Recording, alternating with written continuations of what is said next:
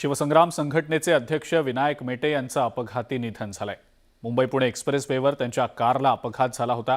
अपघातात गंभीररित्या जखमी झालेल्या विनायक मेटेंना कामोठेतल्या MGM हॉस्पिटलमध्ये दाखल करण्यात आलेलं होतं, मात्र तिथं त्यांना मृत घोषित करण्यात आलं। मराठा आरक्षणासंदर्भातल्या बैठकीसाठी विनायक मेटे मुंबईला येत होते।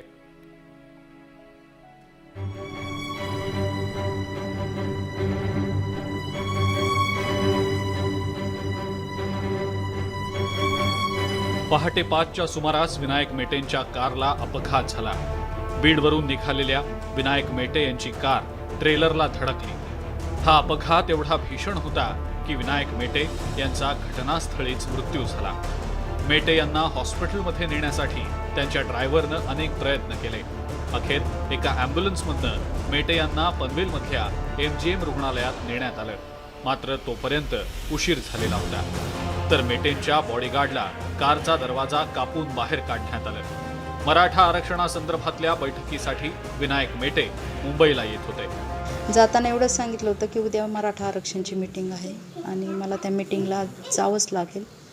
मग आम्ही सगळेजण घरातले सगळेच जण म्हटलो की उद्या सकाळी पहाटे निघा तुम्ही, तर ते म्हटले सकाळी पहाटे निघल्यानंतर नाही पोचणं व्हायचं, म्हणून मग ते संध्याकाळीच निघले 11:30 वाजता। साहेबांच्या आठवणी म्हणजे किती सांगाव्यात तर काय सांगाव्यात, ते आमचे म्हणजे आदरस्थान होते। एक देवाच्या ठिकाणी जो म्हणतो ना आपण, तसे ते आमचे एक हृदयामध्ये देवाच्या ठिकाणी होते। मराठा आरक्षणासाठी विनायक मेटेंनी केलेलं कार्य कधीही विसरता येणार नाही, अशा प्रतिक्रिया अनेक नेत्यांनी व्यक्त केल्या। एवढं शॉकिंग आहे की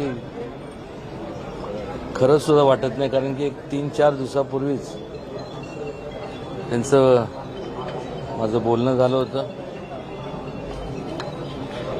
काय बोलणार, म्हणजे फक्त एवढंच सांगेन की एक देह घेऊन त्यांनी एक उद्दिष्ट समाजाच्या हिताचा घेऊन त्यांनी आयुष्य वेचलं स्वतःचं। मराठा आरक्षण, मराठा समाज आणि छत्रपती शिवाजी महाराजांचं अरबी समुद्रातलं स्मारक, ह्या गोष्टींसाठी विनायकजी मेटे यांनी दिलेलं योगदान कधी म्हणजे कुणीही ते हे करू शकत नाही। म्हणजे त्यांनी भरपूर काम केलं आणि मराठा समाजाला प्रामुख्याने न्याय मिळवून देण्याचं काम हे विनायकजी मेटेंच्या माध्यमातून फार मोठ्या प्रमाणावर झालं। त्याचं मूल्यमापन आपण शब्दात करू शकत नाही। अपघाताच्या ठिकाणापासून पनवेलमधील MGM हॉस्पिटल अवघ्या 15 मिनिटांच्या अंतरावर आहे, मात्र असं असताना सुद्धा वेळेत मदत मिळाली नाही। त्यामुळे हॉस्पिटलपर्यंत पोहोचायला तब्बल 1 तास लागला। अपघाताच्या ठिकाणाजवळून शेकडो वाहनंही गेली, मात्र कुणीही मदतीसाठी थांबलं नाही। विनायक मेटे यांच्या बॉडीगार्डची प्रकृती गंभीर आहे। त्याच्या छातीला जबर मार लागल्यानं ICU मध्ये उपचार सुरू आहेत। तर ड्रायव्हर एकनाथ कदम याची पोलीस चौकशी करतायत। मुंबई, ठाणे आणि नवी मुंबई पोलिसांच्या फॉरेन्सिक टीमकडनं गाडीची तपासणी केली जात आहे। महामार्गावरील CCTV फुटेजही तपासलं जात आहे। तसंच हा अपघात आहे की घातपात याचाही तपास पोलिसांकडून सुरू करण्यात आलाय। विनायक मेटे बीडवरून मुंबईच्या दिशेने येत होते। बरोबर 5:30 वाजता भातन बोगद्याच्या अलीकडे त्यांच्या गाडीला अपघात झाला आणि त्या गाडीची काय परिस्थिती आहे हे आपण पाहू शकता। 5:30 वाजता अपघात झाला आणि 6:30 वाजता विनायक मेटेंना जेव्हा MGM रुग्णालय कामोठे इथे आणण्यात आलं, खरं म्हणतं तर 15 मिनिटाचं हे अंतर होतं, परंतु तिकडे त्यांना 1 तास लागलं। त्यांना वैद्यकीय सुविधा वेळेवर मिळाली नाही, म्हणून त्यांचा मृत्यू झाला। व्हिडिओ जर्नलिस्ट गणेश काळेसह विनय म्हात्रे, न्यूज 18 लोकमत, रायगड। मराठा आरक्षणासह इतर मुद्द्यांच्या माध्यमातून सामाजिक चळवळीत उतरणारे विनायक मेटे 1995 पासून राजकारणामध्ये सक्रिय होते। अरबी समुद्रातल्या शिवस्मारकासाठी विनायक मेटे आग्रही होते। शिवसंग्राम संघटनेच्या माध्यमातून त्यांनी मराठा आरक्षणासाठी नेहमीच आक्रमक भूमिका घेतली।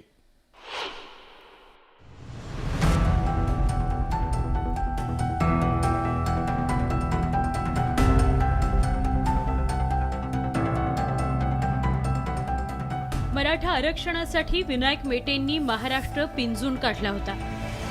1995 ते 2022 या 27 वर्षांमध्ये तब्बल 26 वर्ष विनायक मेटे विधान परिषदेचे आमदार होते।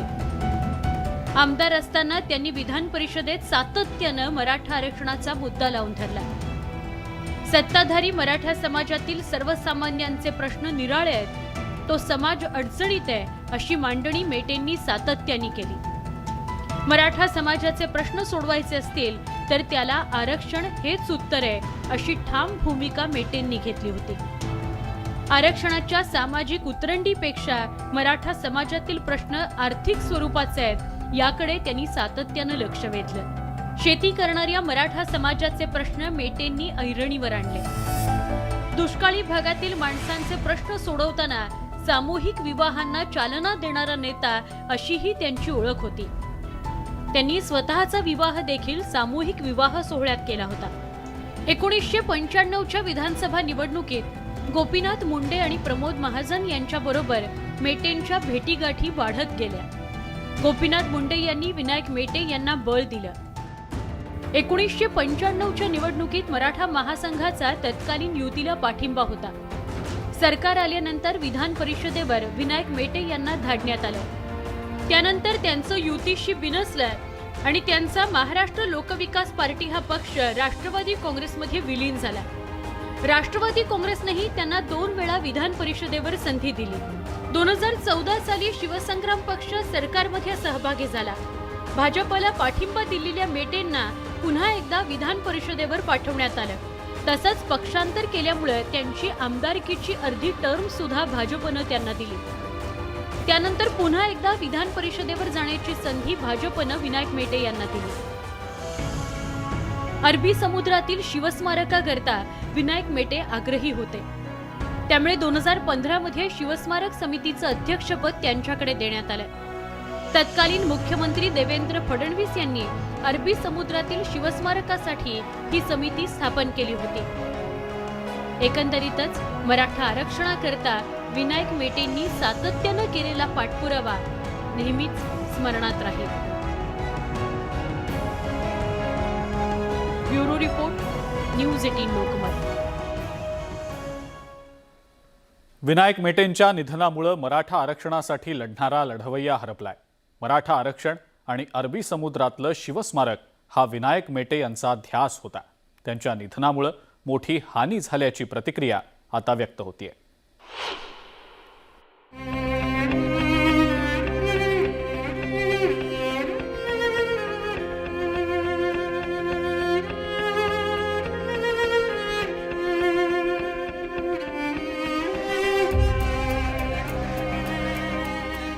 विनायक मेटेंच्या कारला पहाटे 5च्या सुमारास अपघात झाला.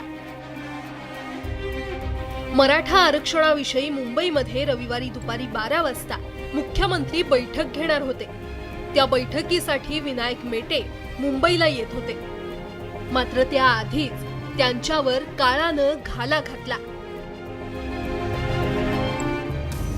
मराठा आरक्षण हाच विनायक मेटेंचा ध्यास होता आणि तो ध्यास पूर्ण करण्याचे प्रयत्न करत असतानाच त्यांनी अंतिम श्वास घेतला.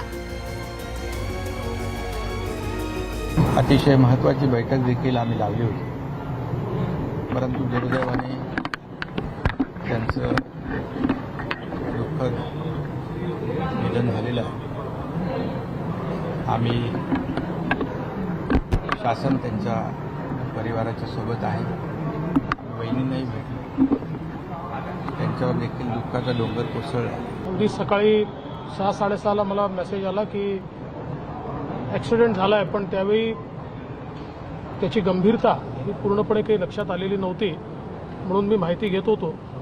नंतर CM साहेबांची देखील चर्चा झाली आणि इथे आल्यानंतर साधारण हेड इंजुरीमुळे त्यांचा मृत्यू झाला असं एक प्राथमिक कारण सांगितलं होतं. पण आता CM साहेबांनी या संपूर्ण प्रकरणाची नीट चौकशी व्हावी अशा प्रकारचे निर्देश देखील दिले आहेत. मराठा समाजाला आरक्षणाची मोठी गरज असल्याचा मुद्दा विनायक मेटेंनी सर्वांना पटवून दिला होता. मराठा समाजातील गरिबीमुळे हजारो विद्यार्थी शिक्षण घेऊ शकत नाही, याकडे मेटेंनी राज्याचं लक्ष वेधलं होतं. अरबी समुद्रात शिवस्मारक व्हावं यासाठी विनायक मेटेंनी तत्कालीन काँग्रेस राष्ट्रवादीच्या आघाडी सरकारकडे पाठपुरावा केला होता.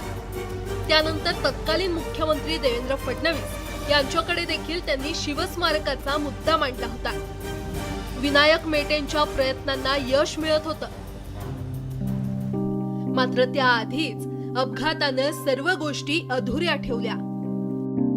आरक्षणाचा प्रश्न अत्यंत महत्त्वाचा आहे आणि बाकीचं राजकारण न करता आरक्षणाच्या प्रश्नाच्यासाठी आणि युगपुरुष शिवछत्रपतींचा आंतरराष्ट्रीय दर्जाचा स्मारक मुंबईच्या समुद्रात व्हावं यासाठी त्यांचा आग्रह होता आणि हेच एक व्रत म्हणून त्यांनी घेतलं आणि त्याच कामाच्यासाठी ते अखंडपणानं प्रयत्न करत होते. मला अजून पण विश्वासच बसत नाही. एक माझा अतिशय जवळचा सहकारी विनायकराव हे आपल्यातनं निघून गेलेले आहेत.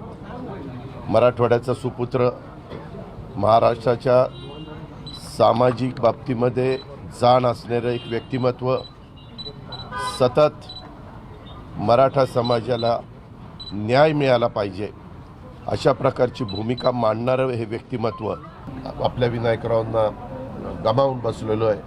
हे तेही सत्याचं आहे, हे नाकारता येईल. मराठा आरक्षणाचा तिढा सुटण्यासाठी राज्य सरकारने प्रयत्न सुरू केले आहेत आणि या महत्त्वाच्या टप्प्यावर विनायक मेटेंचं अपघाती निधन झाल्यानं सर्वांनाच धक्का बसलाय.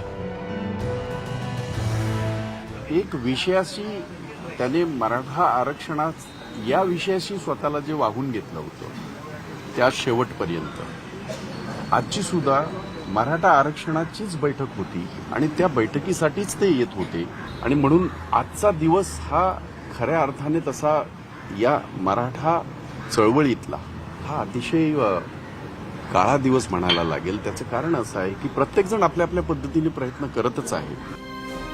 मराठा आरक्षणाचा तिढा लवकरात लवकर संपुष्टात आणणं आणि शिवस्मारकाचं काम सुरू करून पूर्णत्वाला नेणं हीच विनायक मेटे यांना खरी श्रद्धांजली ठरेल.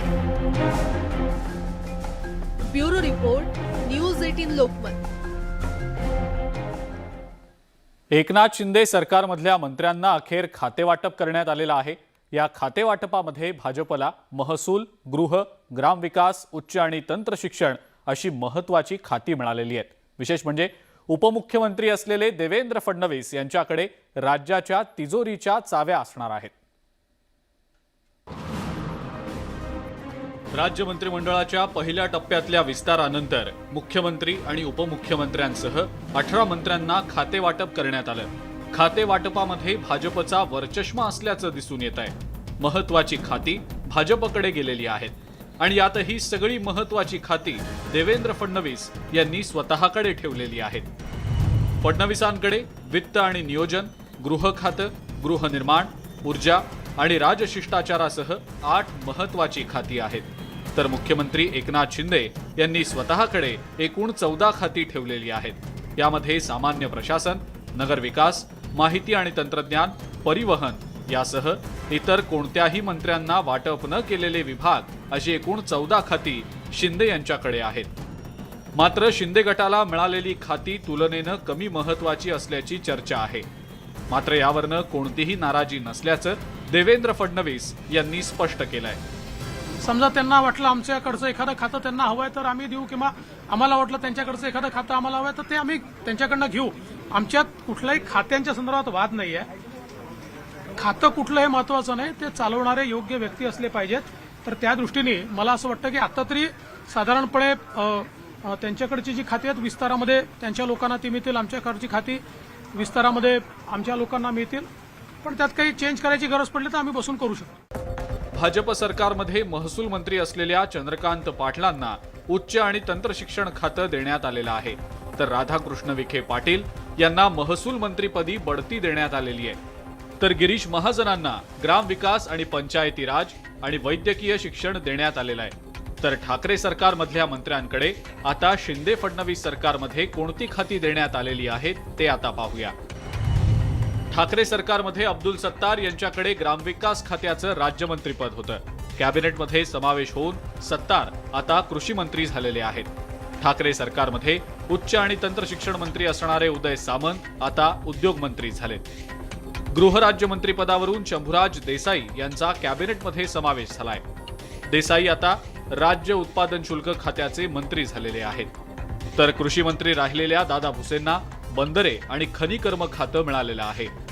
गुलाबराव पाटील यांचं पाणी पुरवठा खातं या सरकारमध्ये सुद्धा कायम राहिलंय, तर संदीपान भुमरे यांना रोजगार हमी योजना, फलोत्पादन खातं कायम राहिलेलं आहे. एकंदरीतच कमी महत्वाची खाती मिळाल्यानं शिंदे गटात नाराजी पसरल्याची चर्चा सुरू झाली आहे. एज्युकेशनच्या बाबतीत सांगायचं झालं तर आपली मुलं एवढी हुशार असतात की ते स्वतःच एक रेकॉर्ड त्यांनी निर्माण केलेला आहे आणि त्याच्यामुळे त्यांच्यासाठी अधिकचं काही करता आलं तर निश्चितपणे ह्या एक डिपार्टमेंट म्हणून करता येईल. परंतु मला असं वाटत नाही की माझं खातं कोकणच्या संदर्भात फार महत्त्वाचं आहे, कारण ह्या खात्याची अधिक लक्ष देण्याची गरज ज्याप्रमाणे मी तुम्हाला सांगितलं की मराठवाड्याला आहे. मंत्रिमंडळाच्या पहिल्या विस्तारात शिंदे गटातले काही आमदार नाराज झालेत, त्यामुळे पुढच्या विस्तारात मंत्र्यांची नाराजी दूर होईल का, नाराजांचा मंत्रिमंडळामध्ये समावेश होईल का, हे प्रश्न कायम असतानाच आता जर खरंच शिंदे गटात खाते वाटपावरून नाराजी असेल तर आगामी काळात याचे पडसाद उमटण्याची शक्यता नाकारता येत नाही. यावर शिंदे फडणवीस नेमका काय तोडगा काढतात हे पाहणं महत्त्वाचं ठरणार आहे. Bureau report, news 18 Lokmat. जुलमी इंग्रज कलेक्टर जॅक्सनला गोळ्या घालून वयाच्या 18व्या वर्षी हौतात्म्य पत्करलेले हुतात्मा अनंत लक्ष्मण कान्हेरे त्यांचं मूळ गाव महाराष्ट्रातल्या रत्नागिरी जिल्ह्यातल्या खेडमधील आयनी गाव. मात्र आज देशाच्या स्वातंत्र्यासाठी बालवयात फाशीवर चढलेल्या त्यांच्या गावामध्ये शासनाकडून कोणत्याही प्रकारचं स्मारक अथवा कोणत्याही प्रकारचा विकास झालेला पाहायला मिळत नाही. देशासाठी बालवयात आपल्या प्राणांची आहुती देणाऱ्या या क्रांतिकारकाच्या गावातनं घेतलेला न्यूज 18 लोकमतचा हा एक्सक्लुझिव्ह आढावा.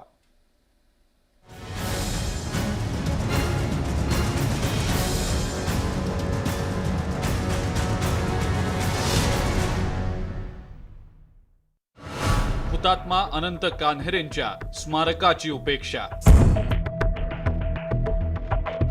सरकारचं स्मारकाकडे दुर्लक्ष,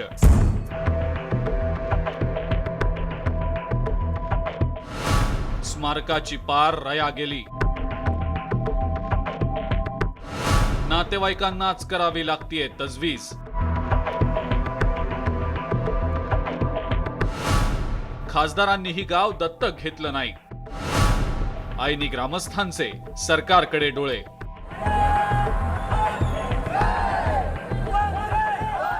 देशभरामध्ये स्वातंत्र्याचा अमृत महोत्सव साजरा केला जातोय. मात्र देशासाठी अवघ्या 18व्या वर्षी हौतात्म्य पत्करलेल्या हुतात्मा अनंत लक्ष्मण कान्हेरे यांच्या जन्मगावीच त्यांच्या स्मारकाची उपेक्षा होतीये. नुकत्याच झालेल्या 9 ऑगस्ट या क्रांतिदिनी या गावात येऊन शासनाकडून कोणत्याही प्रकारे त्यांना साधं अभिवादन देखील करण्यात आलं नाही. अनेक खासदारांनी त्या भागातल्या हुतात्म्यांच्या गावांना दत्तक घेतलंय. मात्र हुतात्मा अनंत कान्हेरे यांचं आयनी गाव कोणत्याही खासदारानं अद्याप दत्तक घेतलेलं नाही. त्यांच्या नातेवाईकांकडूनच पैसे गोळा करत या गावात त्यांच्या स्मृतींना उजाळा दिला जातोय. 1910 साली अनंत लक्ष्मण कान्हेरे यांना फाशी दिल्यापासून आज तागायत या गावाकडे सरकारचं पूर्णपणे दुर्लक्ष झालेलं आहे. केंद्र सरकारने याच्यामध्ये लक्ष घालून अंजणी आयनी गावाला न्याय मिळवून द्यावा आणि हुतात्म्यांचं भव्य स्मारक जे आत्ता आम्ही उभं केलं आहे त्याच्या पूर्ततेकरता आम्हाला सरकारी पातळीवर निधी मिळवून द्यावा एवढीच अपेक्षा. हुतात्म्यांचं जे स्मारक आहे त्या स्मारकासाठी 5 लाख रुपये मंजूर केले होते असं समजलं, परंतु प्रत्यक्षात आजपर्यंत त्यातील एक पैसुद्धा स्मारकाला मिळालेली नाही. सरकारची ही उदासीनता का आहे हुतात्म्यांच्या स्मारकाबद्दल त्याविषयी मला खंत वाटते. हुतात्मा कान्हेरे यांच्या नातेवाईकांनीच आपापल्या परीनं निधी गोळा करत त्यांचं एक स्मारक बनवलंय. मात्र आजच्या घडीला हे स्मारक सुद्धा दुरावस्थेत आहे. गळके पत्रे, तुटलेल्या खिडक्या, हुतात्मा अनंत कान्हेरे यांच्या जुन्या घराकडे जाण्यासाठी साधा डांबरी रस्ता सुद्धा नाही, अशी ही विदारक परिस्थिती या गावामध्ये पाहायला मिळतेय. माझ्या पाठीमागे जर बघितलं तर हे त्यांच्या आयनी गाव आहे आणि त्या गावातलं हे जुनं घर आहे. काही वर्षांपूर्वी ते अतिशय जीर्ण झालेलं घर होतं. त्याच्यामुळं इथल्याच लोकांनी या ठिकाणी काही पैसे गोळा करून काही निधी गोळा करून हे घर हा हॉल जो आहे हा बांधलेला आहे. मात्र त्याची अवस्था देखील दयनीय झालेली आहे. वरच्या बाजूला जर बघितलं तर पत्रे देखील उडालेले आहेत अनेक मध्यंतरी येणाऱ्या नैसर्गिक संकटामुळे हे झालेलं आहे. एका बाजूला खिडक्या आहेत, त्या खिडक्यांचे काचा देखील फुटलेले आहेत, दरवाजे देखील पूर्णपणे गंजलेला आहे, तो आपल्याला पाहायला मिळते. आयनी गावात त्यांच्या स्मरणार्थ 1960 सालापासून एक शाळा सुरू आहे. मात्र आज ही शाळा कशीबशी चालवली जाते.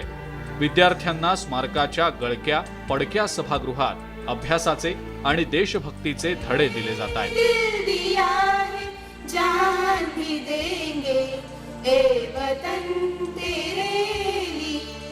देशासाठी बलिदान दिलेल्या हुतात्मा अनंत कान्हेरे यांच्यापासून प्रेरणा घेऊ पाहणाऱ्या त्यांच्याच गावातल्या चिमुरड्यांच्या डोळ्या देखत होणारी स्मारकाची उपेक्षा ही असह्य करणारी आहे.